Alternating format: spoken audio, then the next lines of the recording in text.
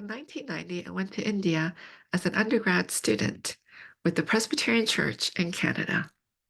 I landed in New Delhi around 10 p.m., and a Presbyterian missionary came to pick me up at the airport.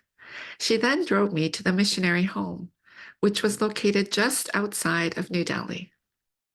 Though I was exhausted from a long flight from Toronto to New Delhi, I still remember the drive. I was surprised to see so many people sitting outside on the streets or lying down on the curb to sleep. I was struck by the fact that some of these people had no feet, hands, or arms, and I had wondered what had happened to them. Soon, though I learned, soon I learned that they were lepers. Prior to this, I thought leprosy was a thing of the past, a disease that was around only during biblical times. Now I know that many around the world still suffer from leprosy. In today's readings from Leviticus and the Gospel of Mark, we see stories of lepers. The Leviticus passage refers to lepers as being unclean, and the Mark passage talks about Jesus healing a leper. The passage shows that Jesus is compassionate. As people cry out to Jesus, he shows mercy and does not delay. After Jesus shows mercy and heals a leper, Jesus warns them not to tell anyone.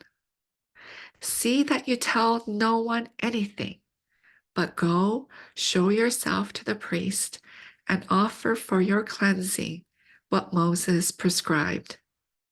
That will be proof for them. Nonetheless, the leper decides to tell everyone. Why would Jesus want the leper not to tell the story of his healing? In the Gospel of Mark, there is a sense of a messianic secret. Jesus, it seems, wants his followers to maintain silence about his mission and for his identity to be kept a secret, as many still didn't understand who Jesus was. People were searching and waiting for a certain type of Messiah, a warrior Messiah who would overthrow the Romans. Oppressed by the harsh empire and heavily taxed, the people wanted a Messiah who would get rid of the Romans.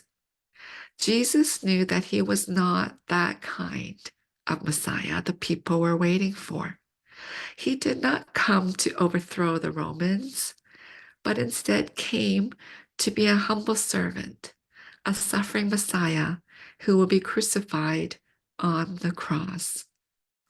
By the end of the story, Jesus and the former leper have basically traded place. The former leper is telling everyone he meets that Jesus has healed him. But Jesus has become isolated and alone. It's as though the leper and Jesus have had a role reversal. In certain ways, this healing story points us towards Jesus' future. Jesus came into the world to show us mercy, heal us, comfort us, and give us life. Jesus became the humble servant, not the warrior Messiah many expected would come to overthrow the Roman Empire. Jesus took the lonely road of giving up his life for us. He became alone, abandoned, and isolated on Golgotha. And he took that path to show us grace, provide healing, and give us eternal life.